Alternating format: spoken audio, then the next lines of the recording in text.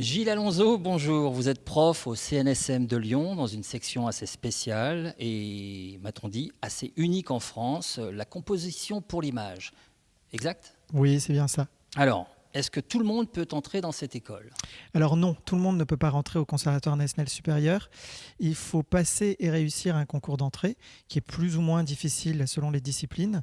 Dans ma discipline, donc, qui est la composition pour l'image, il y a environ 30 candidats pour 2 places. Ah oui, Oui, en effet. ah oui, d'accord. Il faut savoir que pour le Conservatoire national supérieur, on est sur des études supérieures de musique, ce qui correspondrait à l'ENA ou sciences politiques. Donc la sélection au départ est très très serrée. D'accord, donc on doit être excellent musicalement avant de pouvoir rentrer, en tout cas dans votre section. Exactement.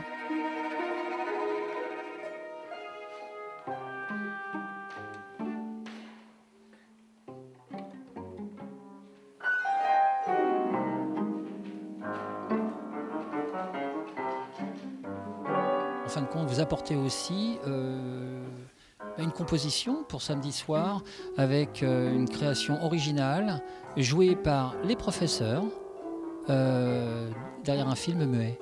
Oui, tout à fait. C'est ce qu'on appelle un ciné-concert, c'est-à-dire écrire une partition, une musique originale sur un film de patrimoine, là en l'occurrence un film de Buster Keaton, Sherlock Holmes Jr. D'accord.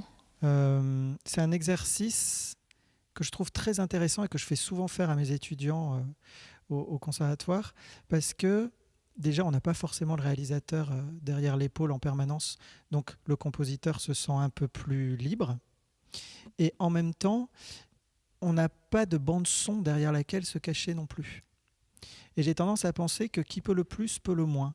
Si on arrive à être intéressant comme ça, sans bande son, et pouvoir vraiment accompagner le film avec une bande son, c'est encore plus facile. D'accord. Donc c'est la meilleure école à mon sens. Puis on dit toujours, une bonne musique de film, c'est quand on la remarque pas. Alors ça dépend.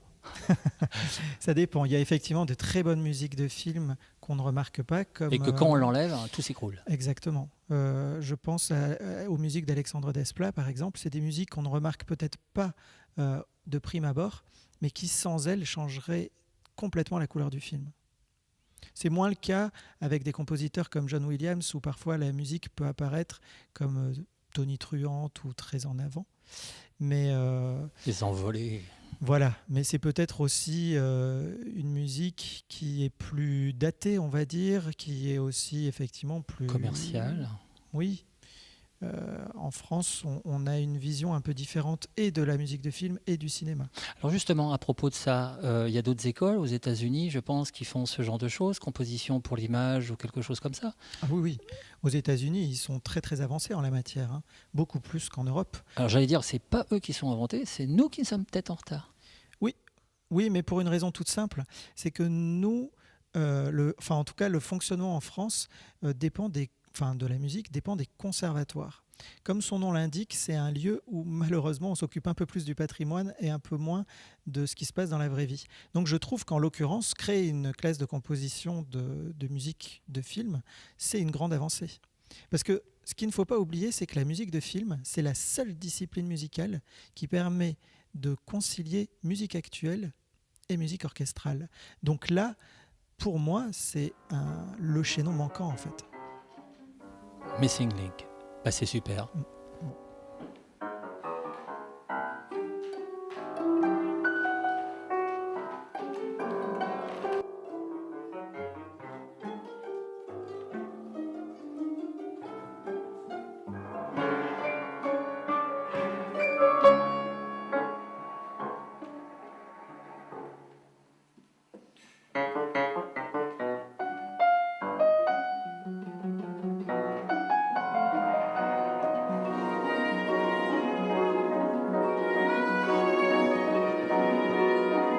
Vous n'êtes peut-être pas le créateur, mais comment vous en êtes arrivé à créer une telle section ?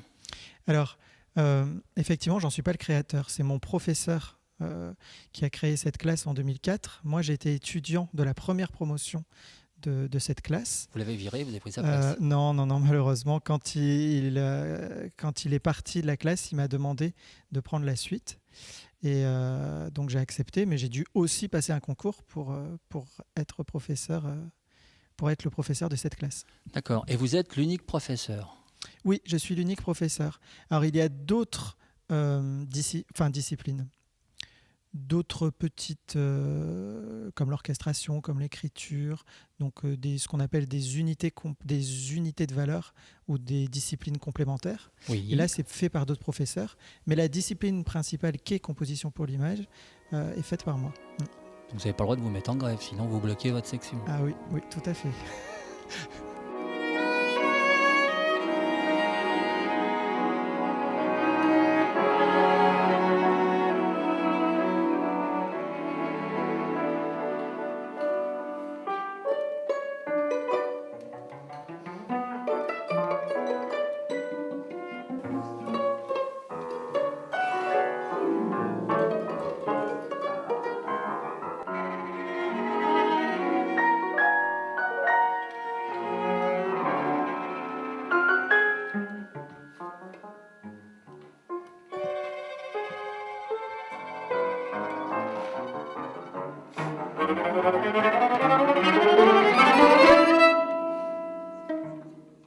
Au fait, c'est quoi la composition pour l'image? Alors la composition pour l'image, comme son nom l'indique, c'est de la composition musicale, mais sur de l'image. Et la grosse difficulté, c'est qu'elle condense plusieurs techniques et savoirs.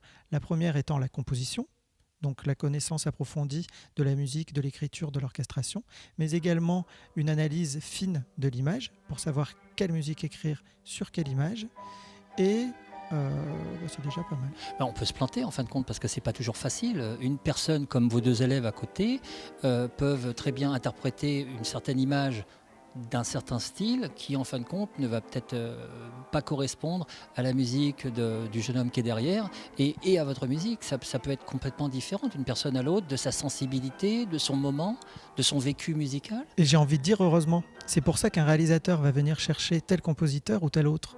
C'est-à-dire un Luc Besson va chercher Eric Serra parce que la sensibilité qu'il a de l'image correspond à la sensibilité du réalisateur.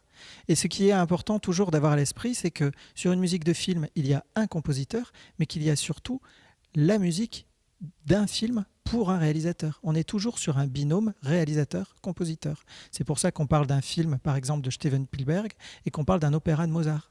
C'est deux choses très différentes. Écrire une musique de film, c'est écrire la musique d'un film, pas juste une musique.